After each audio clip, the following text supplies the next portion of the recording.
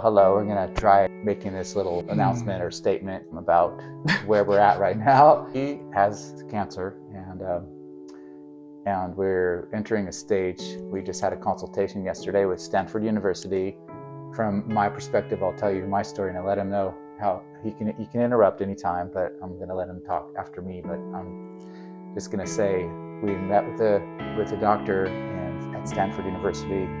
My brother and his wife, my sister-in-law, met us there. She's an MD, a psychiatrist, and so it was really good to have a medical person in the family to be there to interpret some of this. But the findings were pretty grim in that he has something called NK T-cell lymphoma, and it's kind of a rogue.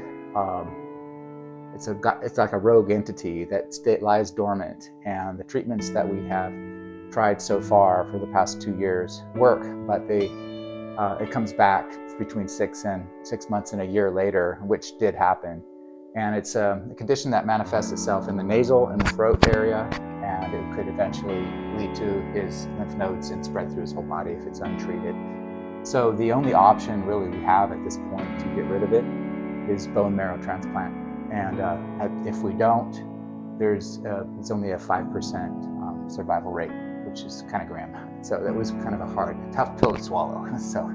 But what this means is there's a whole process that we need to go through, including getting one of his siblings. He's got 2 siblings, and first of all, they have to be willing, but they have to be a match. So he has 2 sisters that can be donors, or we can go to the donor pool, which is a lot harder to get through. But we're counting on one of his sisters is willing to go through the testing so far, and if she is compatible, the process can start as soon as 4 weeks from now. It will require a hospital stay for him and his sister for like the 5 days, and after that period of time, we have to actually live there for 3 months. So we have to be within 20 to 30 minutes away from the hospital for treatment purposes after the 5 days.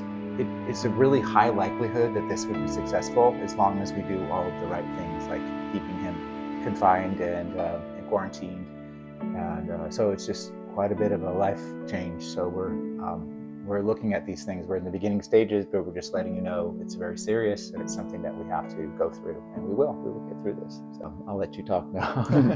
Well, thank you. For me, it has been surreal, unrealistic, maybe because I am in shock or denial, whatever that may be. I started this back in 2022. I was on remission for a little bit, and it came back in December, and I was on pembro immunotherapy. So basically, we just learned this yesterday that immunotherapy is actually just a maintenance. You know, it actually wasn't curing anything. It was just to maintain and keep it stable.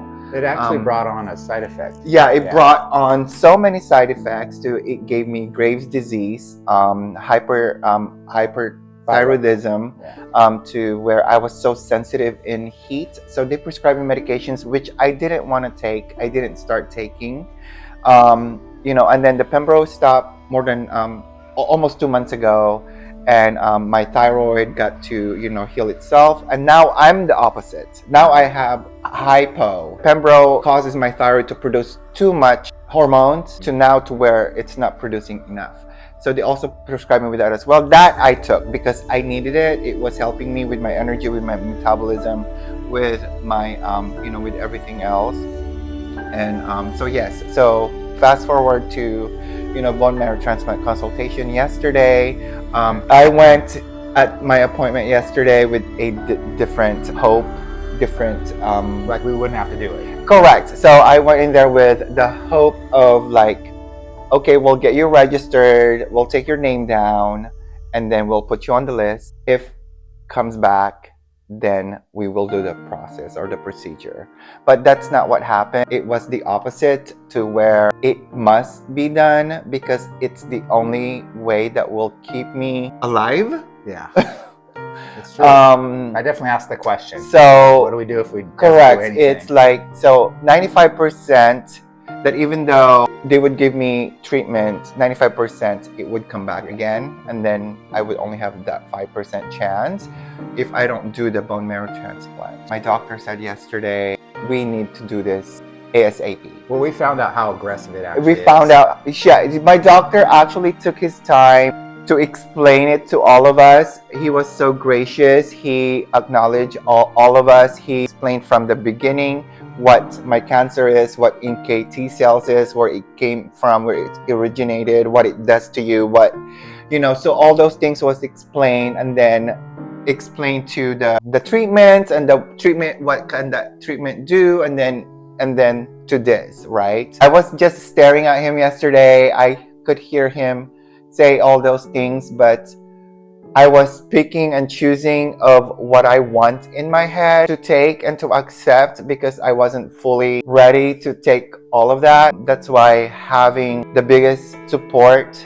that I could have, being in that room, my husband, my sister-in-law, and my brother-in-law was there, and it just, we were crying, we were laughing, we were joking, but overall it was a lot for me.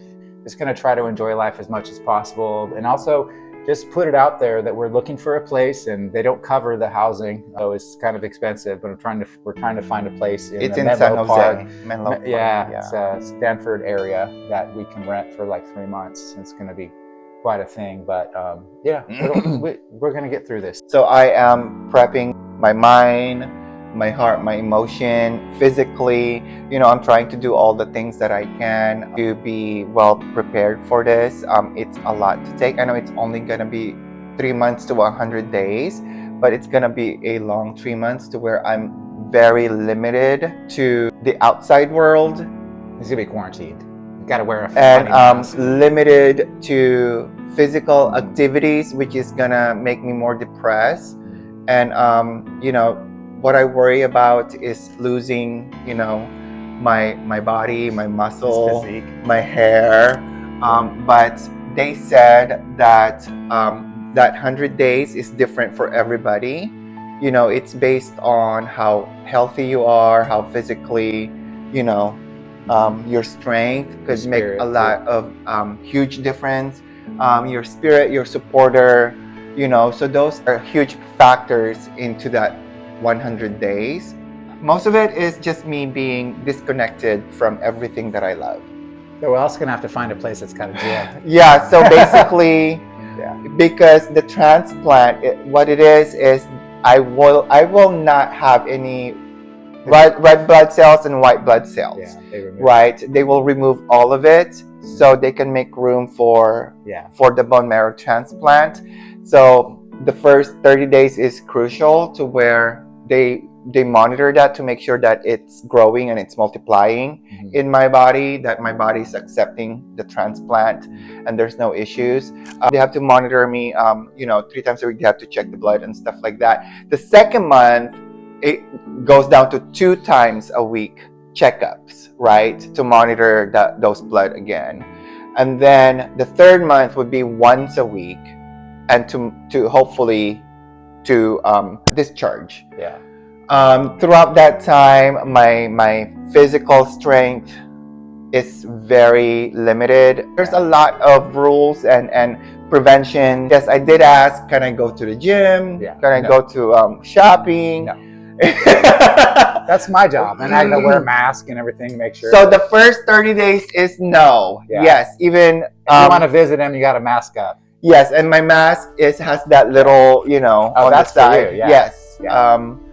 So that's the thing. So most of it is just me, my emotion, and my mental, and my heart. For the most part, I think you can work. You can do a lot of work because you work from home anyway. If you're up to it, and without leaving the place, Because it looks like our fall is gonna suck, because we're gonna be stuck down there. We're in the first phase of checking, my siblings. What they're looking for, I think, is 40%. They want a 50% match. It's a DNA thing. If it's outside donors, it has to be 100% match. If it's my siblings, they're only looking for either 40 or half or more. Definitely looking for some connections, though, how we can find a reasonable place down there for pretty inexpensive. Because we have to. We don't have a choice. It's what it is. Just next phase of life, a little scary, a little ominous, but we got this.